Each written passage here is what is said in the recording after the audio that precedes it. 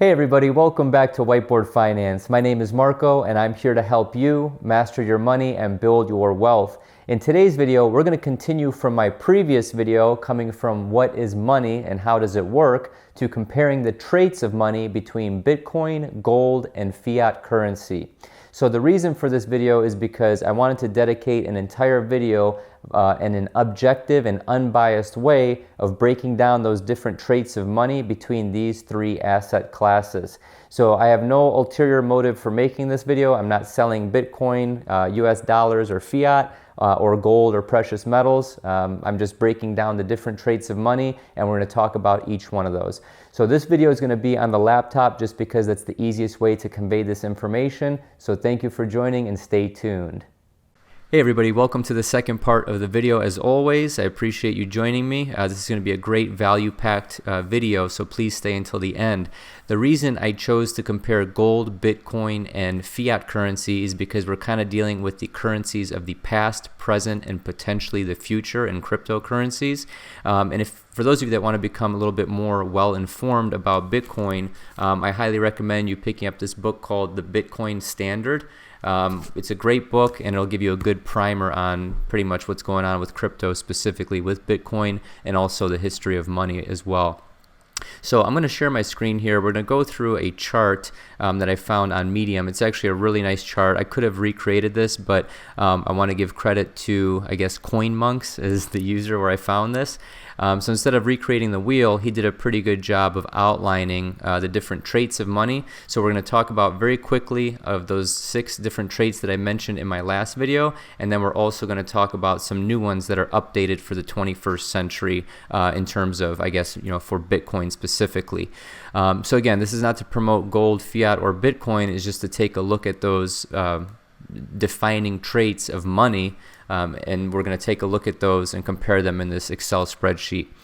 So the first is verifiable.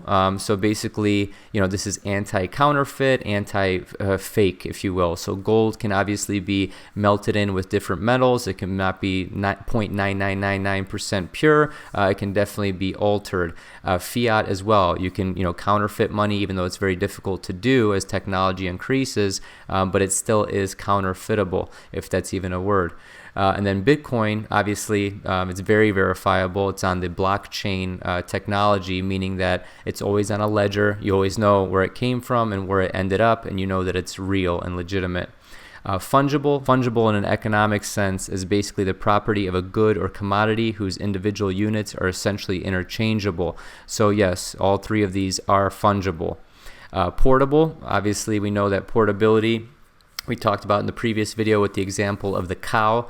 You can't just take a cow to the store and try and exchange it for groceries. So Bitcoin is obviously highly portable. It's digital, so all you need is either a physical, ledger, if you will, or you can just remember certain codes to be able to always have access to your Bitcoin. So it's portable pretty much wherever, all throughout the world, if not the universe, as long as internet gets that far.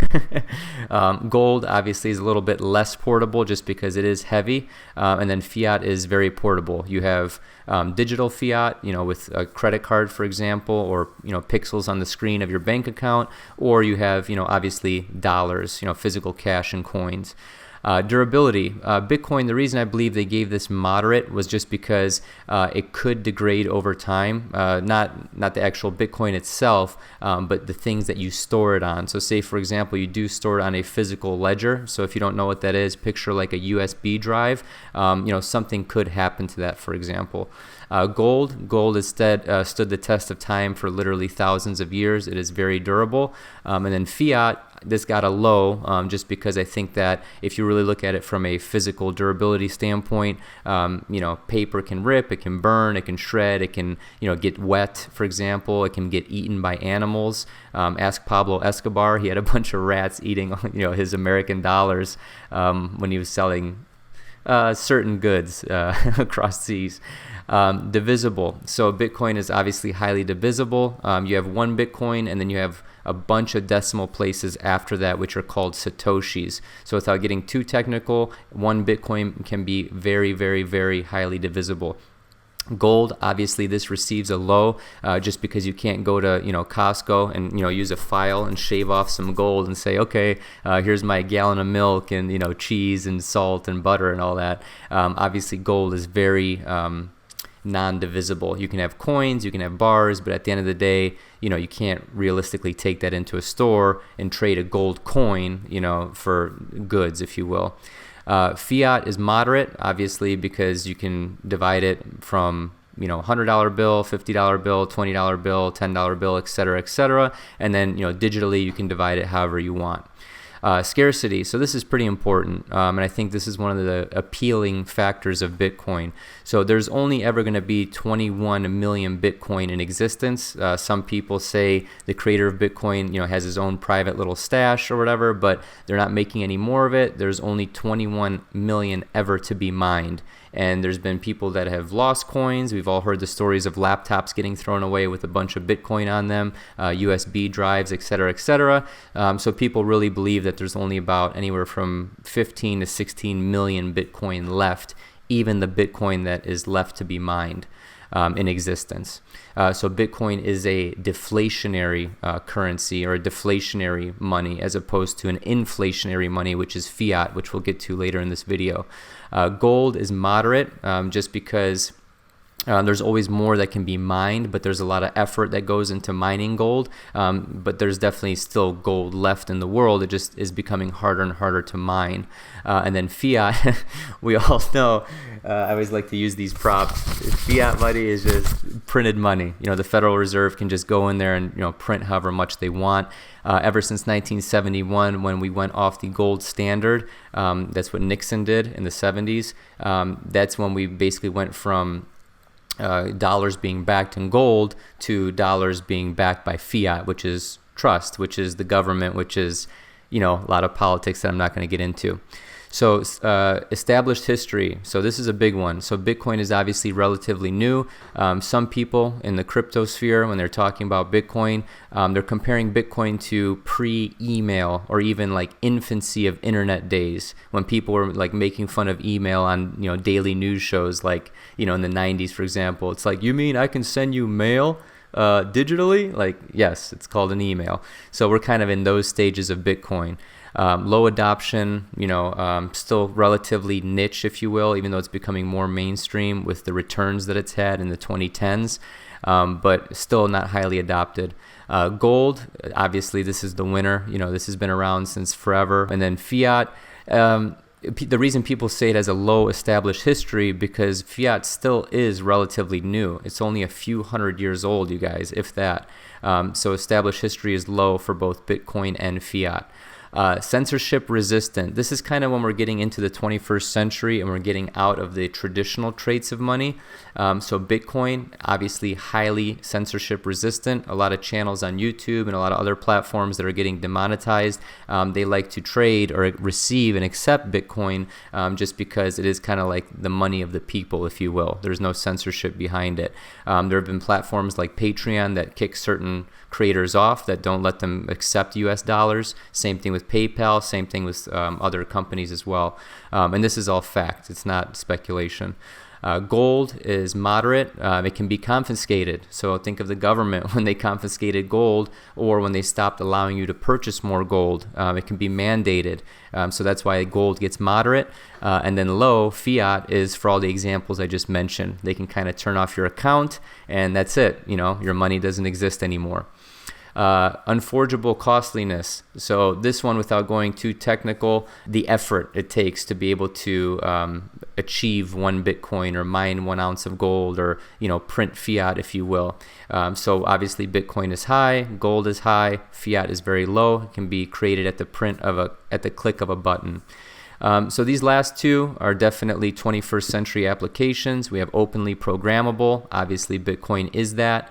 Gold is not. Fiat is not. And then decentralized. Gold, moderate. Gold is being hoarded more and more by central banks. American central banks, Chinese central banks, Russian central banks. Libya had a ton. We saw what happened there. And then fiat is very low. Obviously, fiat is of the central bank. It is the complete opposite of decentralized. So with all that being said, you guys, I'm going to show a couple examples of what happens when you start printing too much money in terms of inflation.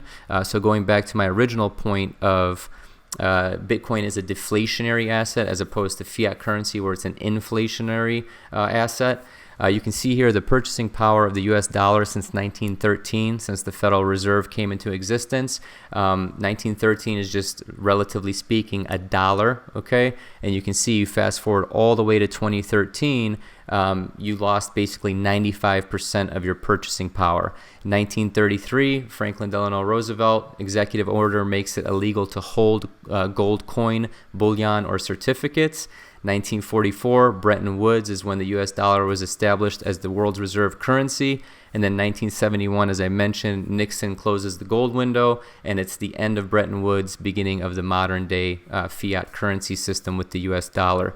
So you guys, if you're not a student of history or a student of politics, you're never going to understand money. You're never going to understand how things truly work in the world. And I know a lot of my people on Instagram, they don't like when I talk politics or whatever. I don't talk politics because I love politics. I study politics because that's how you understand how the world economy works. Okay, so the next slide we have here very quickly is Venezuela's annual inflation rate. The only reason I use Venezuela is just because basically that's the latest hyperinflation story in the world, other than Zimbabwe, for example. You can see here that basically from July of 17 to July of 18, in 1 year, the currency inflated pretty much 48,000%. And the reason I'm bringing that up is just because if you go to this original slide here, you can see here with scarcity, fiat currency is low. You can just kind of print it and make it up as you go along, okay, as opposed to Bitcoin or even gold, for example. And then finally, I just wanted to share this. This is pretty cool. These are old dinars from Yugoslavia from the early 90s. This was also during like the Weimar Republic in Germany. Basically, hyperinflation took place.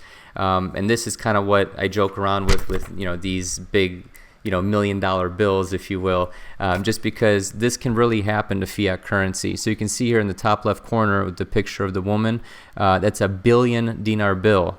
Then you have like a Nikola Tesla's got a 1,000 dinar bill on him. You have Mihailo Pupin of the Pupin Institute, Columbia University, 50 million dinar bill.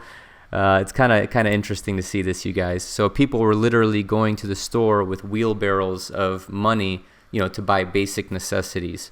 And that's after, obviously civil unrest and things like that. So as always, if you want to support the channel, please download the free investing guide. If you do decide to use any of those services, I will get, some compensation just to make up for the cost that went into creating that guide. At the end of the day, you guys, please share the video with people who may not be money literate or understand the history of money or what money is. And let me know in the comments below, what do you think the future of money is going to look like? Thank you so much, and have a prosperous day.